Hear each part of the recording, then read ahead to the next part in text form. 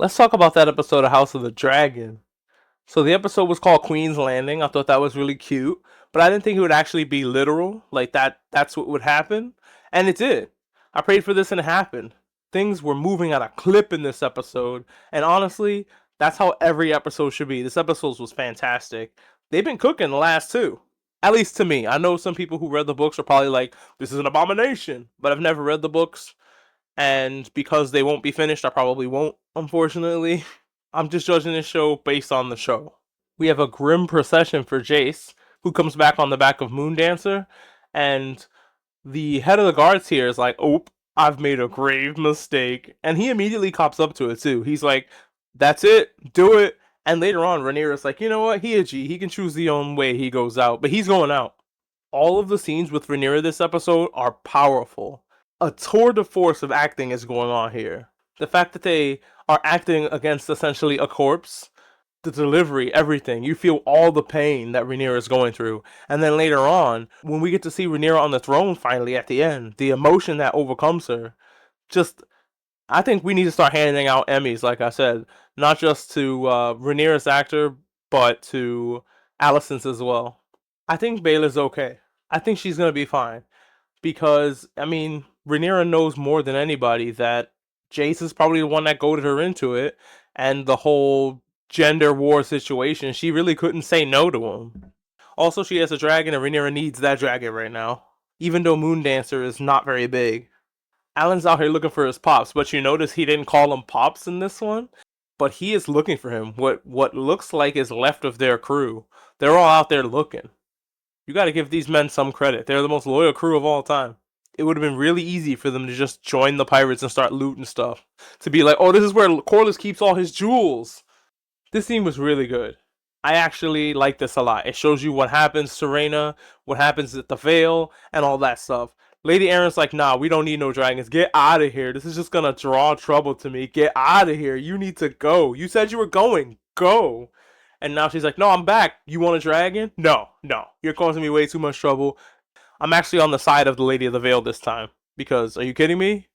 You can't be my dragon rider. You don't even know what you're doing. And besides, there's no dragon pit here. There's nobody to teach you what you're doing. She's like, oh yeah, Sheep Stealer lives here. Like, where's his crib at? All he's gonna do is continue to eat my people's sheep and sometimes their kids. Get out of here. Get out of here. Scram. I don't need his trouble. And she's right. So where does she go now? What does she do? Well, she thinks she's being hunted by Rhaenyra, who has no idea what's even going on. The thing is, though, if she shows up now and is like, oh yeah, it's pretty much my fault that Jace is dead, she's probably good as done. So her best bet is to meet up with the other Targaryen that's on his way down from Old Town, the smart kid, the other one of Alicent's sons, who has that blue dragon we saw in the last episode. That's her best bet. Yeah, everybody's going everywhere. All the plans are ruined. Nobody's in position. This is the worst scenario for everybody, except for Rhaenyra. Rhaenyra is literally the luckiest person in this episode, and good for her on taking advantage of it. I'm so glad somebody took advantage of something. That was my big criticism of last season. Now that Matt Smith knows that his stepson is dead, he's like, shit, I gotta go. And now plans have changed for this little army. Might be a good thing, might be a bad thing. Although it kind of looked like they were destroyed and torched by Aemon Targaryen, but I couldn't really tell whose forces those were and what they were doing. Hell, that might have been the old guys, the old Northerners that come down to die. They certainly got what they wanted. I think Matt Smith made a big mistake here because going, hey, you know what? I don't know. I'll talk to Rhaenyra about it. Probably would have gotten him a lot more favor in keeping the Riverlands. Because right now it looks like she's going to help Aemon. Because Aemon can give her what she wants. Why wouldn't she help him? And also, she seems to actually care about the place. The guy that runs it now obviously does not give a single shit. And yeah, the big problem is that what happens to the Brackens and the Blackwoods or whoever if they find out that the new person that runs Harrenhal is a scary witch who has no royal blood or whatever. They're going to probably do an uprising and revolt against Rhaenyra. So it's damned if you do, damned if you don't. And Matt Smith had no idea that Aemon would show up and need her help, and she'd probably help him for revenge. While he knew that Aemon was probably going to make his way to Harrenhal, what he probably didn't know is that the witch would probably sell him out. Because he doesn't think about her at all. That's how royalty is. Homie could have even offered to marry her off to that Blackwood kid. I think it's the Blackwood kid. Something to actually give her some power so that she can actually run this place, because she did do more than she needed to do to help him. But damn, bro, you can't give her anything? Not even a name? A house? Nothing? Our buddy cop movie gets a detour as well. Kristen Cole's not going to be there. Kristen Cole's going to Harrenhal because he just saw Vagar fly overhead. All I know is that your boy is gonna miss his brother and Kristen by minutes, and that place is probably gonna get re-seized by Rhaenyra because, from what I understand, it's very close to Dragonstone. So get ready to get reconquered. I wonder if his dragon's skeleton is still there. That would be traumatizing to see. It'll probably be traumatizing just for him to go back to Rook's Rest in general. Pronouns pal, I mean Aegon here. What a fantastic shot. And right after Alan gets called the new heir to Driftmark, you get my name. And then he turns around, they all turn around and look at the smoldering ruins of what's left of what he owns, and it's really depressing. It's a really somber moment, bittersweet. It's a really bittersweet moment for them to all look up and see that Alan actually has inherited ashes. Hell, he has a name, which is more than what he had before. And I love that he says that to his father, and it fills him with more pride than he has gotten probably for any of his other grandkids. Like Bela, who's standing right here, rejected Driftmark. Fire and Blood. Roll credits. That's the name of the book. And it makes sense if Alan's the heir to Driftmark instead of his brother, because his brother has a dragon, and the likelihood that he's going to die in the Dragon Wars is very, very high. We've gone down 3 dragons and riders just recently, dropping the number of dragons that still exist dramatically. So I don't think Adam's going to last long, unfortunately. Rest in peace, Adam. I think you and Sea Smoke are fantastic, but let's be real, you have a dragon, and in the future there ain't none. And that's what this is that's burning in the distance. Keen eyes would definitely know that that's Driftmark, but if you're not really paying attention, or if you missed like 10 minutes of conversation or whatever, you would have no idea what they're looking at. I think having the destruction of Driftmark be so off screen and far away really, really hurts your understanding of what happened there and how little our boy Alan has just inherited. This is another one of those shots I really enjoy. It's Alicent watching her son leave the driveway while she like calls her girlfriend and goes, okay, the party is on, come on over. And there goes Vagar. Vagar's able to get to Harrenhal so fast in this, but then I'm thinking, it's Vagar. That's the biggest dragon that there is right now. I'm sure all she has to do is flap her wings like 3-4 times and she's there. She gets across a lot of ground very quickly, which makes me think that if Aemon didn't get mortally wounded by that random strong, it'd be a wrap. Things would not be going as well as they're going now. Again, her acting is fantastic in every scene. I especially like the scenes with her and Helena. I love Helena with my whole heart, and if anything happened to Helena, every one of you is a goner, and then I am too. Big up HBO for giving us the weird, random medieval sauna scene. I'm a big fan, but I can definitely understand why people in her own court think it's kind of weird that she's coming down here to hang out with all the naked gold cloaks. As soon as her son leaves, she's like running into the naked gold cloak's room. You know it smells like Axe body spray in there. But she just went down here to secure the loyalty of the gold cloaks because, I mean, come on. Their Lord Commander is Daemon Targaryen. And the scene later with them, and when they actually come up and prove that they're loyal, it was the biggest fuck yeah moment of the night. As a bona fide Ulf hater, I love this scene. Ulf is reaching way too far out his station. Like, I understand that he's like, I'm a vagabond and me don't know all the rules here. But at the same time, bro, you have to know some of them, right? You're a pauper. You know exactly how to treat somebody who's of higher station. But he's like, we're equals now. We both have dragons. Nope. That was never the case. I know you just got a dragon, but you should probably still have some fear when a royal guy walks in the room. How many times do we have to teach you this lesson? But I do think that what's happening here is resentment is being built and Ulf is just going to betray them at some point. But I do not think Ulf stays a face. Ulf's turning heel like next episode. Just based on how Aemon talks to him here. Even though Aemon's within his rights to talk to him that way. Because I'm the fucking prince. What are you doing? These scenes and the miscommunications with these 3 just become a throuple. It's just you're wasting everybody's time. Just become a throuple so we can move on and get to the more important parts of the story. I wonder how in the books Daemon's able to get Rhaenyra to go to King's Landing. Because here he uses Daenerys as a way to do that. But like, that's not a thing at all in the books from what I understand. So let me know in the comments how that happens in the text. He gets what he deserves, and he should have gotten worse in my opinion. But it's always cool to see Rhaenyra literally walk through his blood and track it all the way up to the Iron Throne. That was metal as fuck. But this piece of shit was like, yeah, you know what? I was messed up what I was just doing. But she betrayed everybody, and the Maester's like, yeah, but I caught you red-handed in the middle of a crime. but I bet he thought he can use his place as a man to overrule anything Allison has to say. And yeah, that didn't work this time, asshole. It didn't work for him multiple times today. Good. I love Helena so much. She is the joy and the laughter. It's also really funny that every time we go back to Helena in these sequences of the guard talking to her mom, Helena becomes more and more blurry. This is like the second time they show her, and you see how blurry she is already. She is the queen in name only, but also she's a queen.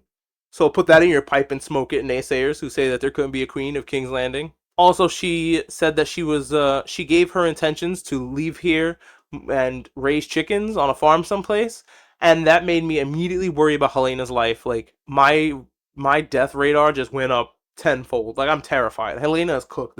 My Helena's cooked.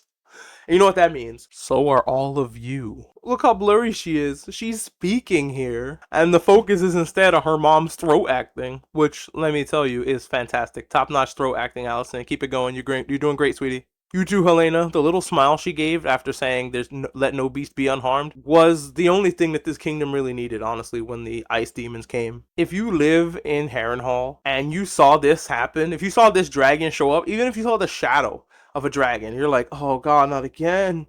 The people of Harrenhal, all they've done is experience dragon terrorism for the last, since the Targaryens has showed up here. This place is Chernobyl. If you were wondering why Harrenhal looks like this, well, shit like this. This guy right here, this guy could have did it. He could have saved everybody, but he screamed on his way to attacking Aemon on his blind side. You moron, you absolute rube. He has ears still. He's aiming one eye, not aiming one ear. There goes my hero. Watch him as he goes. Considering he looks almost exactly like his uncle, I bet this feels good for her. Watching one of these blonde motherfuckers bleed out at her feet. Poetry. But yeah, she's probably gonna help him anyway because he can actually give her Harrenhal, even though he probably won't. Trust no Targaryen, unless you're a Targaryen, and then I guess marry a Targaryen. Queen's Landing, she did it, roll credits! Little did we know there was so much more she had to do. And all the other stuff she had to do took this episode from like an 8 to a 10. Watching Daemon and Aemon fight back to back, honestly, I gotta say that I think Daemon's a better fighter. Okay, this is gonna be hard because their names are so similar, but I'm gonna call them A and D for now, to make it more understandable, because I just tried to do that and my head almost exploded. D is a much better fighter than A, because D actually just naturally does this shit, and A is trying so desperately to look as cool as possible. Also, if Daemon's armor is made of Valyrian steel, this is like the most Valyrian steel in one concentration, right? With all these Targaryens together. And also, I wonder if this is the same armor from Dunk and Egg. I wonder if this armor gets passed down from generation to generation. I know the King's armor does, but I wonder if even the Prince's armor does as well. Valyrian steel armor is Valyrian steel armor after all. And if so, do you get to mix and match the parts? Like, oh man, I really like the pauldron from this armor, but the greaves from that armor look fire as hell. Also, who dare stand against us in our house is a fire-ass line. See? They didn't have to do the dumb blurry shit for us to be surprised / not surprised to see who it is. And also, Otto Hightower is way more recognizable than random grandpa from the north. You didn't have to blur that dude at all. What are we doing? But you know what? I'm not going to complain about this because they made the good decision to not do that shit here. They had more respect for our intelligence and were like, yes, that is Otto Hightower. Why wouldn't he be in a black cell? Black cells are messed up, man. I also love that each kingdom has their own, cell. In the Vale, they have those sky jails, and here they have the black cells, and I'm sure there's, some sort of weird underwater on Pike or something, on the shore, when the ocean crashes against your cell, or, the tide comes up, and it might just come up right to your nose and then come all the way down. Let me know about other horrible jails in the world of Ice and Fire. Every single shot of this show is art. She's standing in this room full of swords. The throne is crowning her head. On either side of her are the high tower banners that she just took over. Damn, every scene of this is fantastic. They really plotted out all of the shots really well. Whoever did cinematography on this episode, give them a raise. Also, give the editor a raise for not making Hightower so blurry he made me sick. Otto being really rude here is really weird, considering that the guy who conquered this kingdom had 2 sister wives who were really, really badass fighters and who knew their way around a sword. Yeah, I know that he probably knows she isn't because he was around when she was growing up, but to think that she probably didn't take this time on Dragonstone to at least practice, especially after the pretty lady said she looks hot with a sword, you out your damn mind. And so I'm so glad that when she actually opened her eyes, she was able to take his head off with one chop. And also I'm glad that Matt Smith lopped off that other asshole's head, even though honestly, I wouldn't have let him go that easy. I would have given him the rat in a bucket torture personally. I also really like that they let her be emotional here. They let her straight up ugly cry, which is not a thing that they usually let women do on screen. So I really liked seeing the fact that they let her be raw and emotional. And even though she's raw and emotional, she still has snot coming out of her nose when she's on the throne. She's the queen. There's strength in that. There's strength in her vulnerability, especially in the fact that everybody here knows that this is a guy who watched her grow up. This is probably not easy for her to do. She sat on the throne.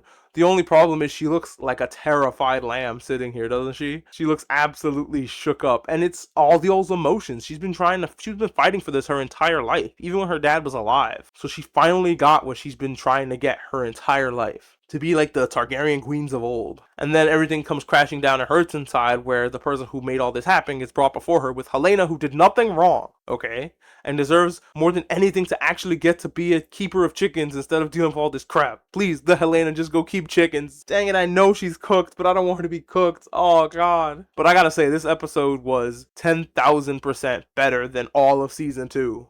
This is what should have happened at the end of that season. This episode had way less problems than the first episode of the season even. And I think we got to see almost every dragon this episode, minus the blue one. No matter what the naysayers say, keep moving and you too can sit your very own emotional Iron Throne. I love you.